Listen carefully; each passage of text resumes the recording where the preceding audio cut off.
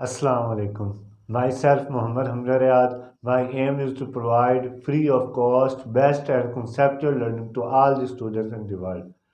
आज हमने स्टार्ट करने हैं कंपाउंड लिपिड जो कि है गैंग्लियोसाइड। आज हमने गैंग्लियोसाइड को डिटेल में स्टडी करना है। गैंग्लियोसाइड क्या होते हैं? गैंग्लियोसाइड एक स्पेशल टाइप ऑफ ग्लाइकोलिपिड है।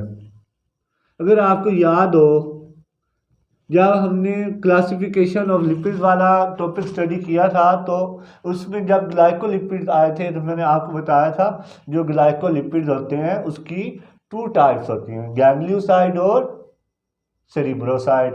ठीक है, तो ये गैंग्लियोसाइड को गैंग्लियोसाइड क्यों कहते हैं? क्योंकि जो अर्नेस्ट क्लैम्प थे उन्होंने इसको डिस्कवर किया था फर्स्ट टाइम किन सेल्स में? ब्रेन के गैंग्लियन सेल्स में। ठीक है, अर्नेस्ट क्लैम्प ने इन्हें गैंग्लियन सेल्स ऑफ ब्रेन में इसे डिस्कवर किया था, जिसकी बेस पे हमने इसका नाम क्या रख दिया? गैंग्लियोसाइड। अब ये क्या है? ग्लाइकोलिपिड्स। अगर आपको याद हो तो मैंने बताया था ग्लाइकोलिपिड्स ऐसे कंपाउंड लिपिड होते हैं जिनमें लिपिड के साथ साथ कार्बोहाइड्रेट्स की ओलिगोसैकेराइड चेन्स भी होती हैं। ठीक है, तो गैंग्लियोसाइड में क्या क्या चीज़ होगी? कार्बोहाइड्रेट होने चाहिए प्लस लिपिड होना चाहिए। तो कार्बोहाइड्रेट इसमें ये स्पेशल है ना, ये टाइप है ग्लाइकोलिपिड। तो वो टाइप क्यों है? क्यों इसे एक टाइप कहते हैं? क्योंकि इसमें एक स्पेशल कार्बोहाइड्रेट होता है जिसका क्या नाम है? जिसका नाम है N acetyl neuraminic acid. N acetyl neuraminic acid, इसका दूसरा नाम क्या है? Sialic acid. ठीक है, ये मोनोसेक्राइड होती है। इसमें क्या होता है? इसकी जो क्या नाम है, जो साइक्लिक स्ट्रक्चर होती है सॉल्यूशन फॉर्म में, उसकी फर्स्ट कार्बन में कार्बोक्सिलिक एसिड होता है और जो फोर्थ पोजीशन होती है वहां पे इसमें एन के साथ इस तरह होता है। चलो मैं बना के दिखा देता हूँ। इसकी जो फर्स्ट कार्बन है यहाँ पे क्या होता है? कार्बोक्सिलिक एसिड होता है, जिसकी वजह से हम इसे एसिड कहते हैं। ठीक है, और इसकी जो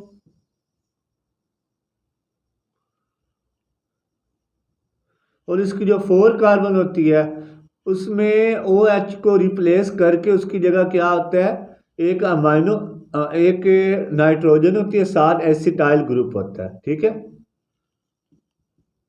एसिटाइल ग्रुप होता है, 7 एन होते हैं, इसलिए इसको हम क्या नाम देते हैं? एन एसिटाइल न्यूरामिनिक एसिड या सियालिक एसिड। क्यों? क्योंकि इसमें कार्बोक्सिलिक एसिड भी होता है। ठीक है, इसमें ये कार्बोहाइड्रेट होती है और लिपिड। अगर आपको याद हो, जब मैंने आपको ग्लाइकोलिपिड पढ़ाया था ना तो मैंने आपको बताया था ग्लाइकोलिपिड के पास एक स्पेशल अल्कोहल होता है।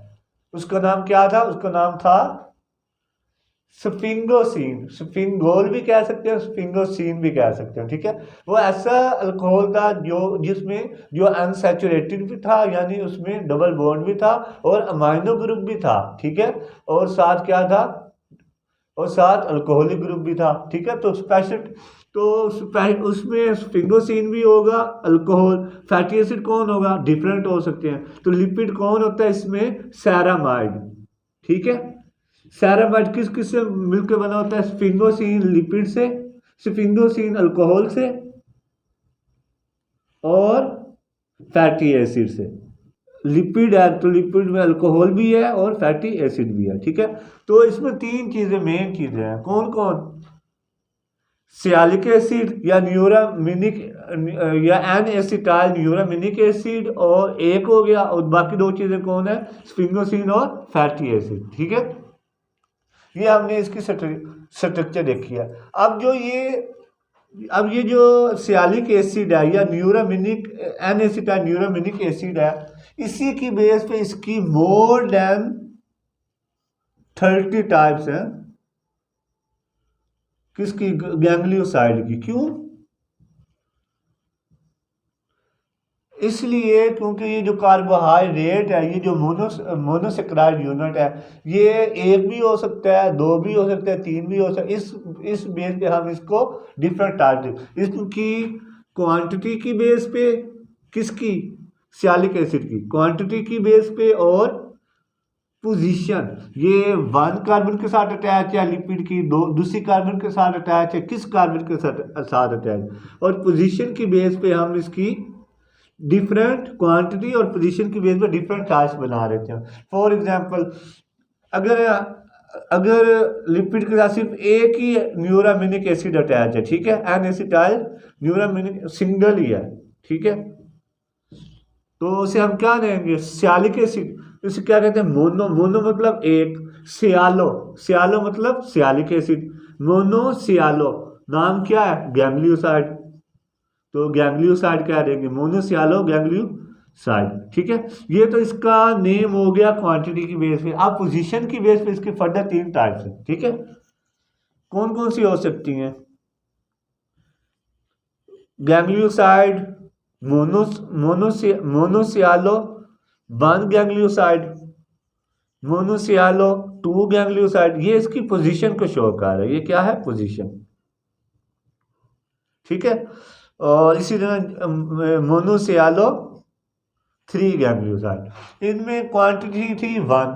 अगर हम क्या कर दें, अगर लिपिड के साथ 2 N acetyl neuraminic acid attach है तो क्या नेम होगा इसका, तो इसको हम क्या कहेंगे, अगर न्यूरामिनिक एसिड या सियालिक एसिड टू अटैच है लिपिड के साथ, ठीक है, सेरामाइड के साथ, तो हम इसको क्या नाम दे देंगे, डायसियालो गैंग्लियोसाइड, ठीक है।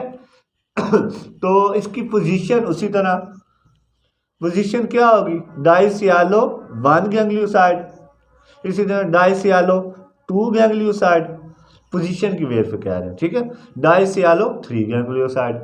अगर सियालिक एसिड 3 हो जाए, अगर लिपिड के साथ 3 सियालिक एसिड अटैच है तो फिर क्या हो, कौन कौन सी टाइप्स होंगी, फिर हम इसे क्या देंगे, ट्राइसियालो गैंग्लियोसाइड, जैसे कि GT1। इसी तरह इसकी मोर देन 30 डिफरेंट टाइप्स हैं, किस बेस पे, कार्बोहाइड्रेट की बेस पे, जो कि क्या है, सियालिक एसिड है। ये अब हमने इसकी टाइप्स देख ली। अच्छा, अब हम इसकी स्ट्रक्चर भी देख लेते हैं, ये पाया कहाँ पे जाता है, गैंग्लियोसाइड के साथ ये पाया कैसे जाता है, ठीक है।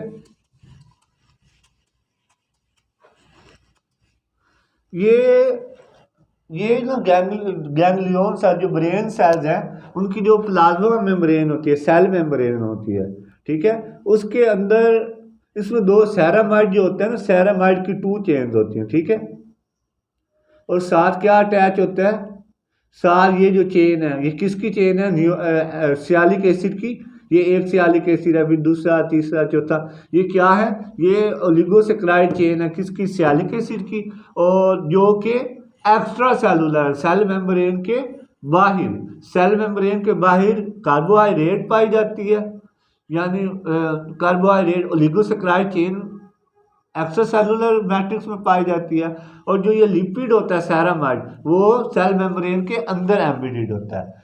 जो कार्बोहाइड्रेट होती है, ये क्या है, ये वाटर सोलुबल है, वाटर लविंग है, इसे हम ये हाइड्रोफिलिक पार्ट होता है। और ये जो सेरामाइड है, जो कि सेल के अंदर है, सेल मेम्ब्रेन के अंदर है, उसको हम, वो क्या होता है, हाइड्रोफोबिक पार्ट होता है। अब हमने देखना है इसके फंक्शन क्या है, स्ट्रक्चर देख लिया हमने, इसका फंक्शन क्या है, ये क्यों जरूरी है। जैसा कि हमने देखा इसकी मोर देन 30 डिफरेंट टाइप्स हैं, तो इसकी टाइप्स की बेस पे क्या होता है, डिफरेंट टाइप्स ऑफ जो हार्मोन्स होते हैं, रिसेप्टर्स होते हैं, वो क्या करते हैं, इसके साथ अटैच होते हैं। तो ये क्या प्रोवाइड करती है, रिसेप्टर साइट प्रोवाइड करती है, किन के लिए, ब्लड में जो हार्मोन्स होते हैं उनको, ठीक है, हार्मोन्स को ये receptor site provide, attach hormone attach होंगे तो वो फिर जो रिक्वायर्ड सिग्नल होगा उसके मुताबिक फंक्शन परफॉर्म करेंगे। तो वो अटैच किस तरह होगा, सेल मेम्ब्रेन के साथ किससे अटैच होगा, गैंग्लियोसाइड से, ठीक है। और तो किस तरह अटैच होगा, ये जो है ना, फॉर एग्जांपल ये जो हार्मोन आया है वो 3rd पोजीशन के साथ सिर्फ अटैच हो सकता है, तो क्या होगा, ये जो है सियालिक एसिड की जो चेन है यहाँ से ब्रेक हो जाएगी, ठीक है। कौन करवाएगा? लाइसोसोम ब्रेक करवा देगा, ये चेन अलहदा हो जाएगी और इसके साथ क्या अटैच हो जाएगा? हार्मोन अटैच हो जाएगा, ठीक है। तो ये क्या करती है? रिसेप्टर साइट प्रोवाइड करती है ताकि हार्मोन्स बाइंड कर सकें। बाइंड क्यों करते हैं? ताकि कम्युनिकेशन हो, इंटरेक्शन हो और रिकॉग्निशन में भी हेल्प करता है, ठीक है। जो स्पेसिफिक हार्मोन होगा वो स्पेसिफिक गैंग्लियोसाइड की टाइप के साथ ही अटैच हो सकता है, उसके अलावा किसी और से। इस तरह ये रिकॉग्निशन में भी हेल्प करता है, इंटरेक्शन में भी हेल्प करता है और कम्युनिकेशन में भी हेल्प करता है और सिग्नल ट्रांसडक्शन में भी हेल्प करता है।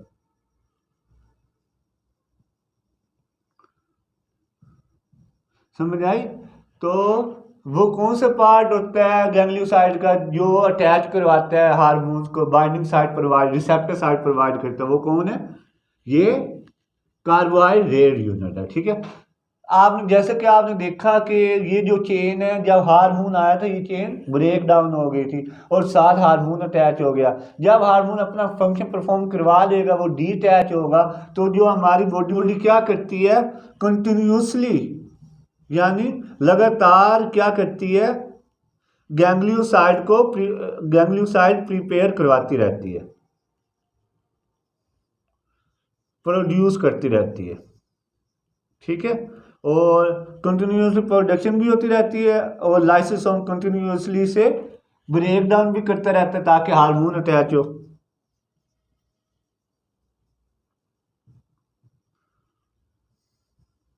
अब ये जो गैंग्लियोसाइड है, आपको जैसे कि मैंने बताया, ये गैंग्लियन सेल्स में पाया जाता है जो कि ब्रेन है। तो ये हमारे सेंट्रल नर्वस सिस्टम में बहुत ज़्यादा प्रीडोमिनेंट है, यानी बहुत ज़्यादा इसकी जो क्वांटिटी है हमारे ब्रेन में, हमारे सेंटर यानी हमारे ब्रेन में और स्पाइनल कॉर्ड में इसकी क्वांटिटी बहुत ज़्यादा है, ठीक है। ओवरऑल इसकी कितनी परसेंटेज है? ओवरऑल ये हमारी बॉडी के जितने भी लिपिड है उसका 6% है। यानी अगर टोटल लिपिड 100 है ना हमारी बॉडी में, तो 6 कौन होंगे? गैंग्लियोसाइड होंगे। तो आज हमने देखा कि गैंग्लियोसाइड क्या होते हैं, उसमें भी उसके कंपोनेंट्स कौन कौन से हैं, उसकी टाइप्स कौन कौन सी हैं, ठीक है। और उनकी स्ट्रक्चर कैसे होती है, वो अपना फंक्शन कैसे परफॉर्म करते हैं और उनके फंक्शन हैं कौन कौन से, और हमारी बॉडी में ये कहाँ कहाँ पाया जाता है। आई होप कि आज का लेक्चर आपको समझ आया होगा। अब आपका कोई भी क्वेश्चन है तो आप मेरे से कमेंट में पूछ सकते हैं। I wish a lot of happiness, bundle of successes, and a very peaceful and healthy life for you, because health is wealth.